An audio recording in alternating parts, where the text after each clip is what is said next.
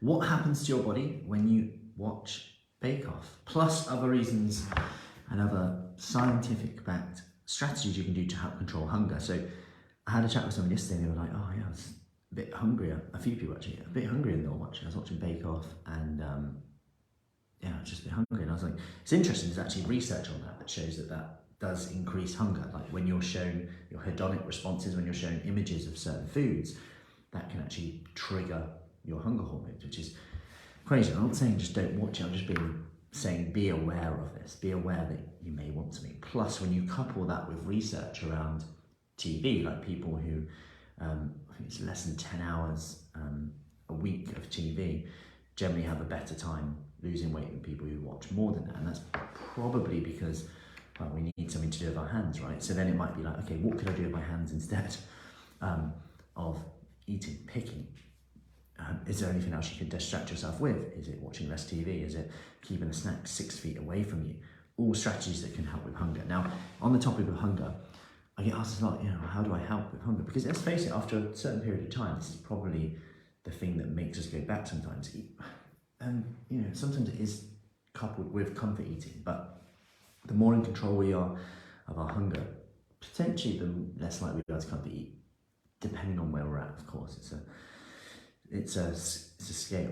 But so top kind of research around hunger is, number one, make sure you're getting protein in every meal. I know this sounds really obvious, and I know you've probably heard that before, but this is correlated with hunger massively. So not just your total intake, which is the most important, but then also at every meal. Number two is making sure you get that protein in the morning. So actually getting that protein in the morning or your first meal of the day potentially seems to have a better satiating effect across the day. So that might impact your next meal.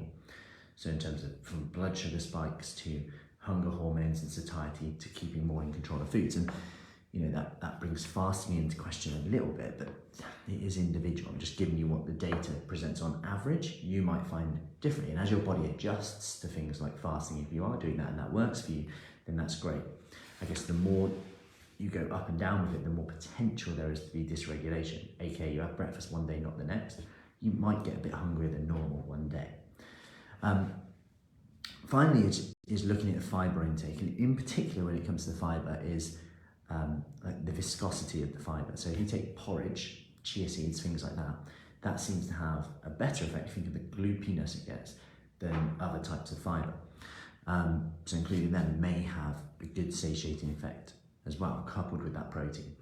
And I guess finally, would be to reduce generally processed foods. There's research on things like nuts compared to nut butters, and how many calories you absorb, hunger side of things, and also just generally processed food. If you think about orange juice or sugar sweetened beverages, Cokes and stuff like that, full sugar, the impact of that on hunger is massive. It can make us quite hungry, it can make us eat more, plus we're actually consuming calories.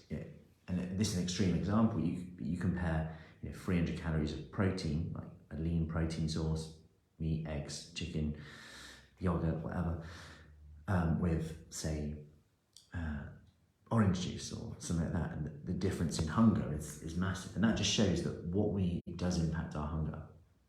And it does come down to calories, but at the same time, the macronutrients of that can have a big effect on how easy or difficult we find it. So I hope that helps. And on that topic of making it easier or more difficult, we have our 5-day Kickstart beginning on Monday. Okay, so if you're struggling to fit workouts in, if you're struggling for time, if you want to make this simple, get some accountability, community of like-minded people, come in for that. I'll put the link below. It's completely free, 5 days. All we ask you just meet us halfway. Short task, 10 minutes a day, done.